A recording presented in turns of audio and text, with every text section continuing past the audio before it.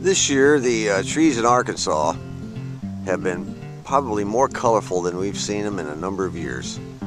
After that drought, no less. Kind of strange. But they look, now we don't have all the, the multi-maximum colored trees like the maples up in Pennsylvania and West Virginia and places like that, Ohio.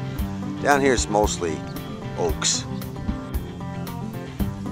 But we are having our share this year, and it's kind of nice. Now up in the Ozark Mountains, the Boston Mountains, which are on the western side of the state, they have some very colorful trees, but down here in the flats we don't normally get it like this.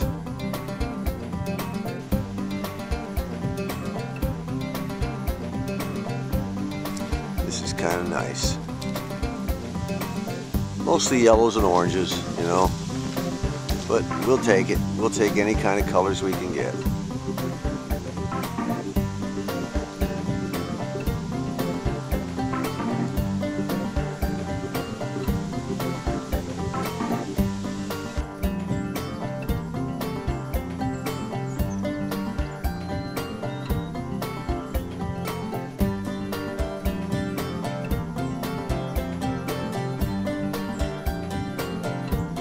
After a long dry spell, we're finally in a corner on the deck once again. So greetings to everyone. It's been months. It has to be months. I'm working on that. For those of you who follow my videos, I've been working on that television. Now I'm in the throes of the Atwater Kent Model 37, which next video we will finish up. But I wanted to do a quick video today and show everybody what our next project is. I've had a few people ask me, well, what are you going to do next? Well, it's another thing that I've never worked on before. I always like to try to take on something I've never worked on before. Although the Atwater Kent 37 I could have done without, It's just not my kind of radio. But I did it and got lucky, plowed through it somehow. Anyway, this is a radio that has a little bit of a story to it, so I'll tell it to you. About 2 years. This thing's been sitting on my workbench for about 2 years. And about 2 years ago when I got it, I was at work, and my oldest grandson's wife pulls up with her girlfriend. They had been out flea marketing or yard sailing, and she gets out, she's all giggly and excited and everything, and she said, I got something for you. I found something at a yard sale. I said, all right, what is it? So she takes me out to the car, and this was it, an old wooden radio. She said she went to this yard sale, and there wasn't much there. And then she got looking around toward the back, and there was some more stuff for sale in a garage or something, an old beat-up garage. And she went back in there, and there it was. And she said, I got to get this for Paw. So it had its price on it for $10, so she picked it up. What the heck. She brings it to me at work. I went goo-goo and gaga over it, Unfortunately, it's not a plug-in radio. It's a battery-operated farm radio. But that's okay, I've never worked on a farm radio. Should be fun. Should be not much to it. Most of the problems with this unit is the cabinet. The cabinet's in pretty rough shape. We're going to have to do a lot of work. And it's a Silvertone 6-tube model 6044. It's also a 6045. I'm not sure what the difference is yet because we haven't really got into it. The Silvertone model 6044 or 6045 from about 1939.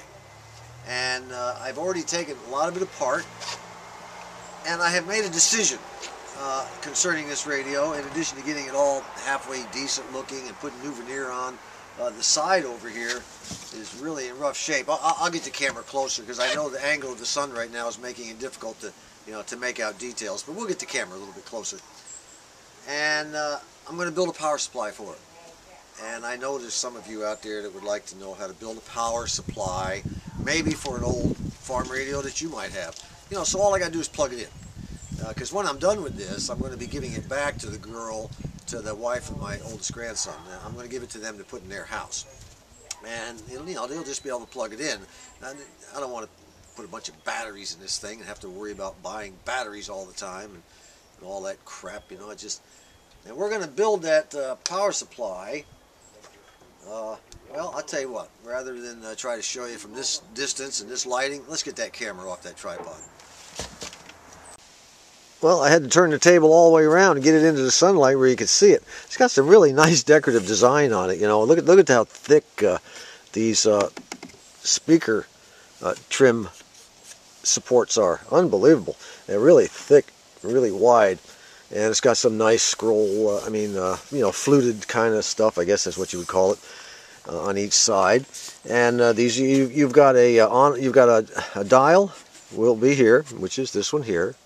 And then we've got an on, I think it's on-off band switch. No, this is the on-off, this is the band switch, and this is the volume, okay? And unfortunately, the side is in really bad shape. We're going to have to replace all of this. It's just all coming apart. It's got to be, it's got to be redone. But you know, the 1939 battery-operated radio sitting in a barn for who knows how long, you know, it's coming apart down here. We're going to have some labor-intensive stuff on here, but I think it can be done. I think it can be done. You know, you just got to keep the old faith and that sort of thing. You got some missing veneer here that needs to be glued, and just various things. One thing I wanted to show you on the bottom of this thing is a couple of little deals that you may not have ever seen before. And I want to point that out right now so when we run into them later, you'll know what it is. See that little thing right there? It spins around between these two white things holding it. It holds it in place, and it also makes contact, one with each side. Now there's another one of those. Oh yeah, here's a double one right here. Here's a double one. Those, my friends, are called bias cells. Bias cells. And they're the forerunner to the watch battery. Forerunner to the watch battery. So you see how sharp our ancestors were? Little batteries is what they are. Rechargeable batteries. Slick, huh? Chances are we will not be using them. There is a procedure to, you know, rejuvenate them and all this other crap. I don't think I want to do that. I know how to get around that. Anyway, here's the faceplate for it.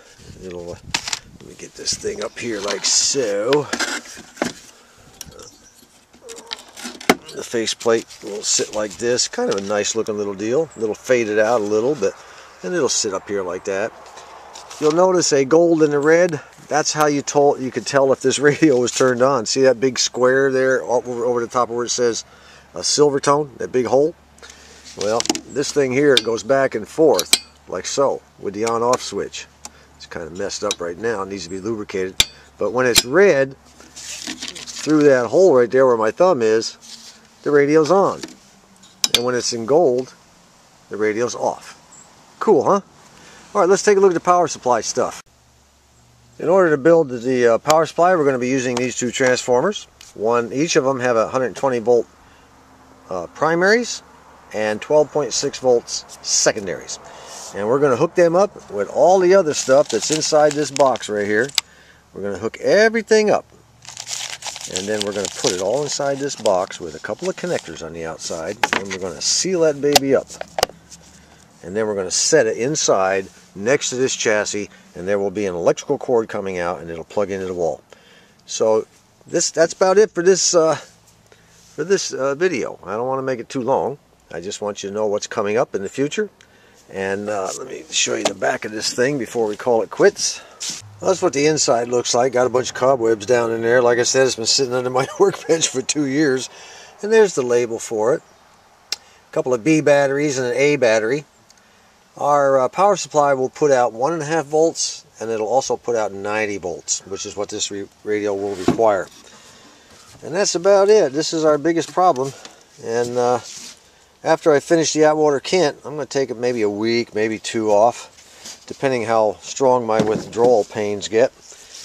And then we'll go ahead and start this baby here. So if you're interested, tune in. Maybe we can all learn something from this. I'm sure we can. And I guess that's it from the corner on the deck. This is John.